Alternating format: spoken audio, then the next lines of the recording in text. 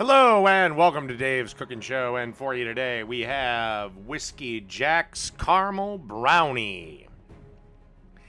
And I've kind of already started it off, so I'll just kind of read through the ingredients here. So feel free to pause if you need to pause. But you want to start with a half a cup of unsalted butter, 1.5 or 11.5 ounces of milk chocolate chips, half a cup of sugar, half a cup of Jack Daniel's whiskey, or whatever whiskey you prefer. I can't remember if I used Maker's Mark. I might have used Maker's Mark. I can't remember if I used Maker's Mark or Jack. A teaspoon of vanilla, 2 large eggs, 1 cup of all-purpose flour, half a teaspoon of kosher salt, quarter teaspoon of baking powder. Now, you can get an 11-ounce package of caramels. I just decided to use kind of that ice cream topping, and it turned out really fucking good. And you want 2 tablespoons of heavy cream.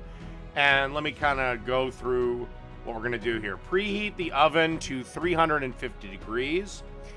Line an 8x8 baking dish with parchment paper. And then you want to take the butter and chocolate chips, put them into a microwave safe bowl, and then heat on high for about 30 seconds. Want to give that a stir, return to the microwave, heat for another 30 seconds, remove, stir, and then repeat that process until basically the mix is smooth. I think it took me about 90 seconds, 2 minutes maybe. But it's not going to take very long. Then you want to add the sugar, whiskey, and vanilla, and stir that to combine. Add the eggs and then beat them until they're incorporated. Then you want to add the flour, baking powder, and salt, and then whisk until they're combined. But this is where you got to be a little bit careful. You got to be a little bit careful. Because you don't want to overmix it. So just right when it's mixed. Just right when it's mixed and smooth. And then you want to pour the batter into the dish.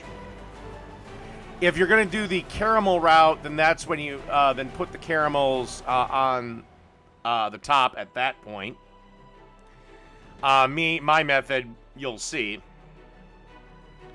And then you want to bake for 30 minutes or until you can put a knife in the center of the brownie and pull it out and it comes out clear. So basically that's how you make the brownies. Once again, 30 minutes at 350 or until you can put a knife in and pull it out clear. As you can see, I'm adding the eggs here.